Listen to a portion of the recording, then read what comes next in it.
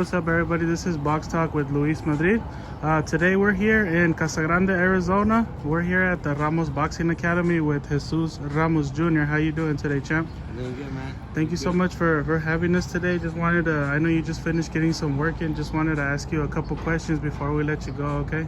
Yeah, man, First, we got working with Mickey Scala, young go. talent from Mesa. And he's going to help me get ready for my fight May 1st.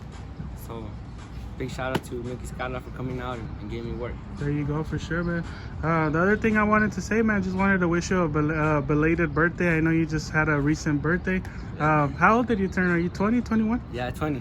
Good. 20, Well, yeah. happy belated birthday, man. I saw the vlog yesterday from the birthday. How did you enjoy your birthday? It was good, man. We had a little party, just family, nothing too big.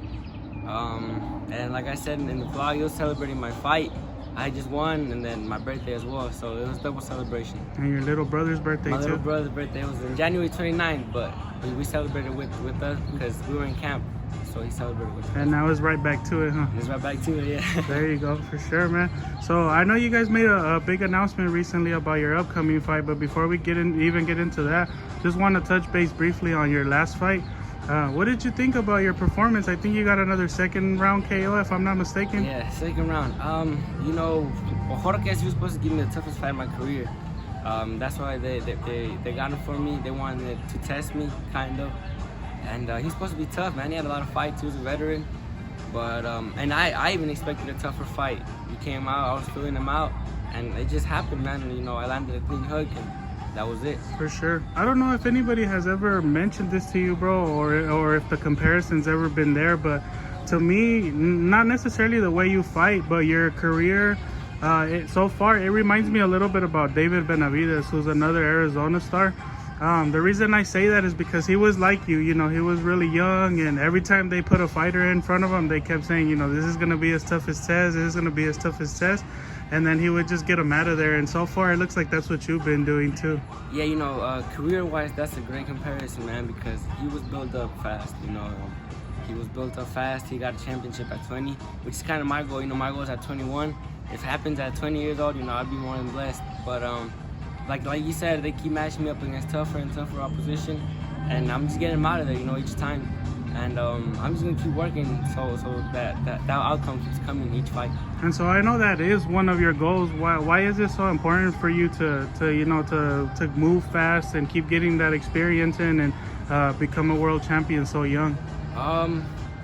That's a good question. I don't know why it's so important to me. It's just been important, I turned pro at 17. I think that's why. I turned pro at 17, so I've always had that goal, becoming a champion at 21. At the time, I felt like I had all the time in the world, so, and which I have, from those 4 years, a lot of things have happened, 3 years, a lot of things have happened. I've, got signed by PVC. Everything's been going good so far. So I'm just blessed, and I'm really working hard for that championship at 21. There you go, man. And I know back to the upcoming fight. I know you guys previously announced that your next fight is actually going to be on a pay-per-view card on April 24th, and it looks like it's going to be on the Reese Arreola undercard. Is that correct? Yeah, man. They changed the date. It's May 1st now because of, I think there's a UFC event that day, and then Top Rank. And well, it's all Mexicans on the card, so they're trying to get as close to Cinco de Mayo as possible. So May 1st is going to be it. Okay, cool. Well, that's definitely a first. And with that being said, bro, this is going to be your first time on pay-per-view, if I'm not mistaken. So do you have any extra motivation to maybe put on a great performance or really make a statement on such a big platform? Of course, man. I'm opening that card up. So there's always pressure, there's always pressure because a lot of people are expecting a good fight from the start of the event to the end. They're paying money, so I gotta show good a good show, give a good show. And my uncle's on that card as well. So for me, that's a big blessing. That's motivating. Fighting on the same card as him. It's his first pay-per-view too. So being together, going through all that together is gonna be very important to me, and it motivates me. There you go, man. And so the last time I spoke to you, you still It was kind of before all the fights started opening back up. So now that you've had that experience and been able to fight in the bubble, and you've actually fought like 2 or 3 times in the bubble, how is that experience? How is it different from just the regular showing up without having to do all the extra tests, and now all of a sudden all extra tests, quarantine, no fans? It's difficult, man. It's the first time it was extremely hard.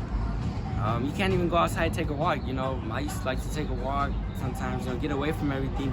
You gotta do commission check, you gotta do all these things, you got to wait, all that. So sometimes I would like to just walk around outside and, you know, just by myself. And you can't do that, man. You know, it's, you weigh in, you do what you gotta do, and then straight back to the room. So that was hard, you know, it was boring. I remember walking from the hotel to the venue and actually being outside, and I was like, dude, I haven't done this for a whole week. It's crazy, you know, I felt good. But you get used to it, man. You get used to it, and not fighting was hard. It was harder, I think, not fighting. So if I had to go through all that, it didn't matter to me. I just wanted to fight and keep my career progressing. Right, for sure, man. And I know you've been, this is probably like your 3rd camp already that you've been working with Team Crawford. You've been in Omaha, you've been in Colorado. You've been around people like Herring and Michaela Mayer and Maurice Hooker, who's fighting tonight as well. How much of that greatness rubs off to you, and how do you know, that's a lot of great talent to be around, and I know you guys motivate each other and push each other.